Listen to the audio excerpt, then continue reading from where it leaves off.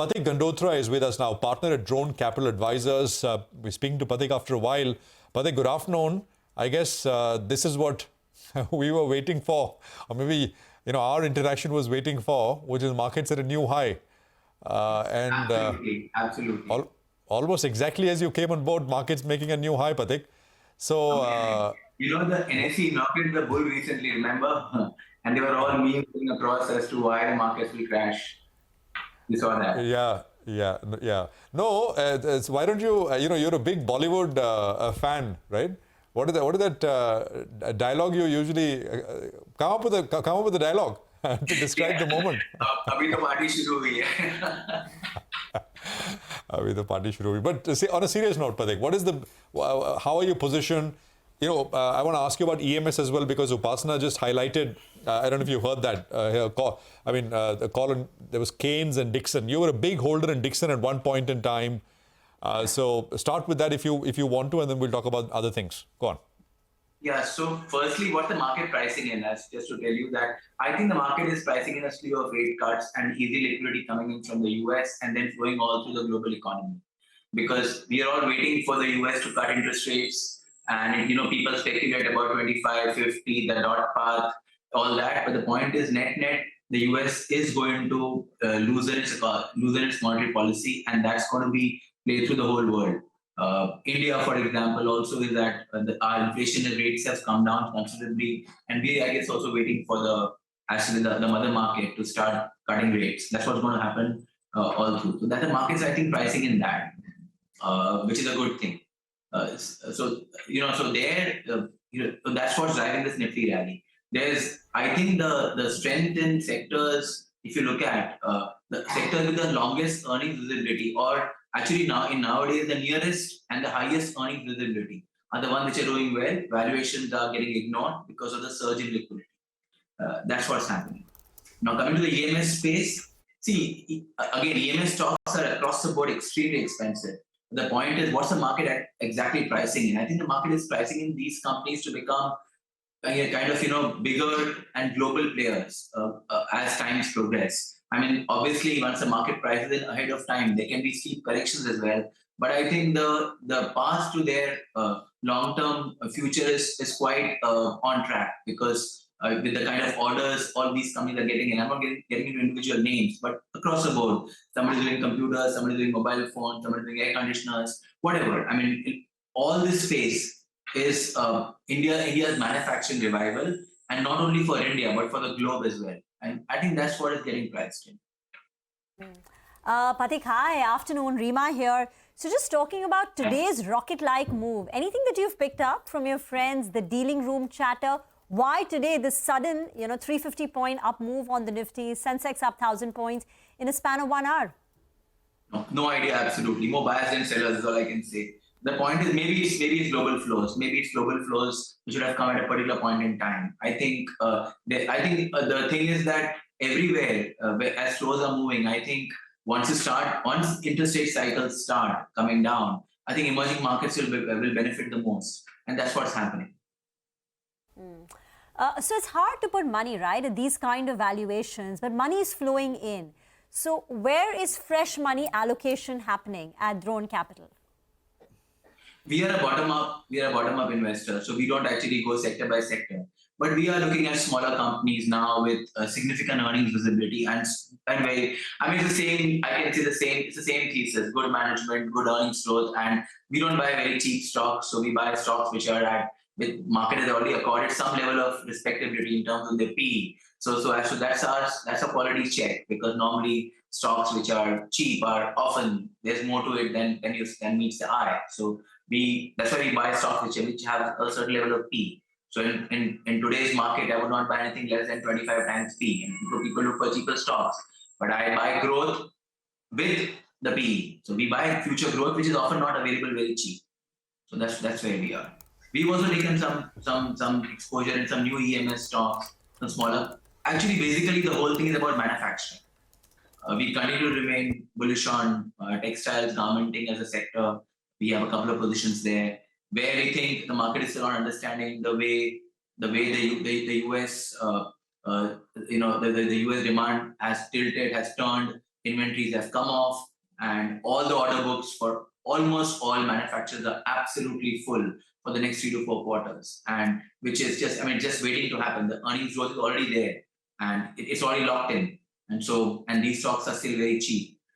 If tomorrow, the FTAs happen, then home textile players and garment manufacturers will benefit a lot. If the Bangladesh crisis that's happening, if that unfolds, that's a very, very big long-term positive. If the Bangladesh most favored nation status goes away, that's another long positive. So I think it's a 10 to 15 year story which is getting built, and the foundation stone has already been laid, and so that's the kind of stocks we'd like to own for a very long time.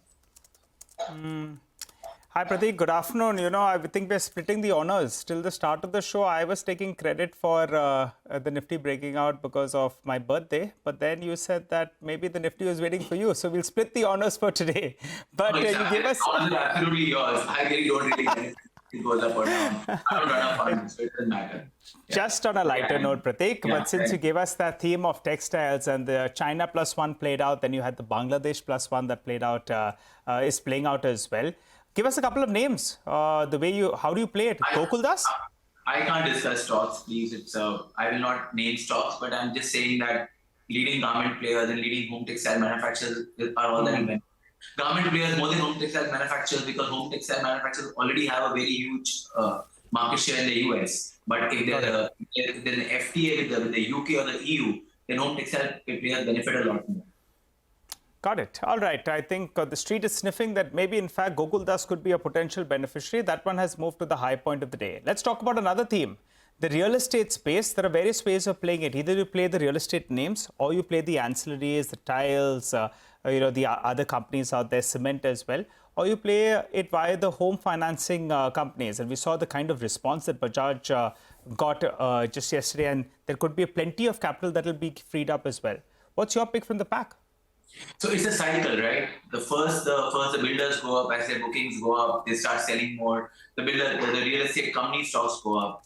Then once that rally settles in, you first buy a home and then you make it. So then all the building material players start going up because they've all gone through a very bad cycle. So that cycle starts reversing, and that's what's happening. You'll see eventually. Maybe that's not happening as of yet, but that will happen. That tile manufacturers, plywood manufacturers, laminate manufacturers, all the sanitary ware, then all the home appliances, all that will start doing well over the next 2 to 3 years.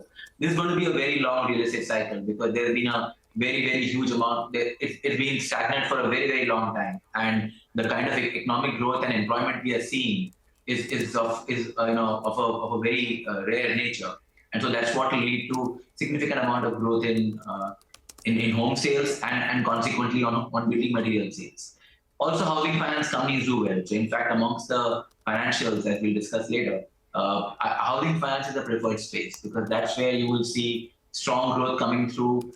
Companies are largely good quality companies, and as interest rates start falling, they'll benefit from borrowing cheap, and since the demand for homes and home finance is very high, lending rates might be sticky. So you might have a margin expansion coupled with strong disbursement growth. So and given the cycle is turning in your favor, control NPLs as well.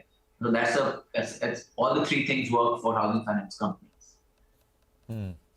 Got that. And Pathik, for those who don't know, was one of the earliest financials analysts, right? Almost in another life. But another life. You're right. But Pathik, you've stayed away from financials very consciously for a long time, right? In terms of buying them. So when you started by saying that the big theme is interest rates coming down. So if we're going to see a sustained down move in interest rates, what's the best way to play it? So I think, if you look at banks, for example, there's a problem of, deposit growth because money is getting diverted towards other sources and deposit growth is lagging. Also, the liquidity is still tight. So RBI is sucking up a lot of the liquidity, which is why you are seeing margins getting compressed, which I think will remain for some time till liquidity eases. In the interim, if interest rates start falling, then I guess finance companies are the best to play, NBFCs are the best to play the cycle because If you look at even the last time before the NBFC, there was a big bull run in NBFCs, which happened when interest rates started falling. And so that's a sector that you have to look at. You have to be obviously wary of asset quality risks, which may exist within certain pockets of the sector. But largely, I think NBFCs, the pack will do well. I would prefer housing finance companies as of now. Housing finance companies as of now, absolutely. And of course, I mean, interest in some of the players like the new one, the Bajaj Finance, but even others. I mean, PNB Housing is re-rated and so many others have been doing so well. Aadhaar was a recent listing as well, which has done very well.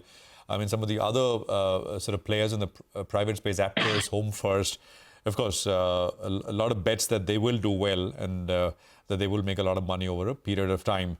Got that. Pharma, Pathik, do you have positions here, and how do you see this space? What exactly? US generics, local players?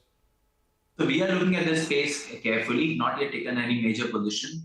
The point is here, I think again a long drawn macro issue is getting corrected in terms of the pricing pressure in the US. I think that's waned off for a while, and I don't think now it has also waned off for a period of time. It's almost like chemical prices, which you think will rebound, but they don't rebound. The point is that in this there's been a lot of false starts, but now it does appear that pricing pressure there has waned off, and prices have hit levels which might sustain from here on, and so then growth kicks in. That's the first trigger that's happened for the pharma industry, and that I think will lead to some level of price performance, which has already happened. Now within that, we look for specific stock. I don't have names as of now, where we see either there's a big product which is coming through, going off patent, which is going to be a big earnings driver going forward. There are companies where there's some drug discovery which has happened. People are betting on that. There's companies where there is there's this whole semaglutide rally, weight loss drugs rally across the world. So there are manufacturers of those in the country. So that's going to be a segment where there might be very strong growth. And these are just pockets but I think we might in the end settle for a CDMO player. A good CDMO player is what we would like to own, because that's the business model that we like the most. So once we find a good CDMO player at an attractive price, we shall take a position. I think the last sort of big one in that space was Laurus for you, right? Back in 2020. Yes, and we did participate in the company's rally, but then the point was that there's too much of ARV. I want to avoid talking companies, but since I don't have a position, I can. The point is that there was a lot of focus on the ARVs was a big chunk of the revenue, and it did appear at that time that it would be long. The cycle would last longer than we thought. And once the pricing there turned, and also demand and also orders started getting scanty, the stock really fell because there's a poor reliance on that segment. It's a great company, however. So I mean, there will be a resurgence and that's a stock that obviously we can look at some point. All right, we respect earnings growth. So first we want to see earnings growth coming in for a few quarters, and that's when we actually take a position. We don't take a position, largely don't take position on turnarounds and bets that earnings will recover. All right, and minimum 25 times P, right? As you said. Absolutely. But great. Good speaking with you. Thank you very much for joining us, and appreciate your time here on CNBC-TV18. Thank you. Good luck. It's 5. Thank you for watching CNBC-TV18.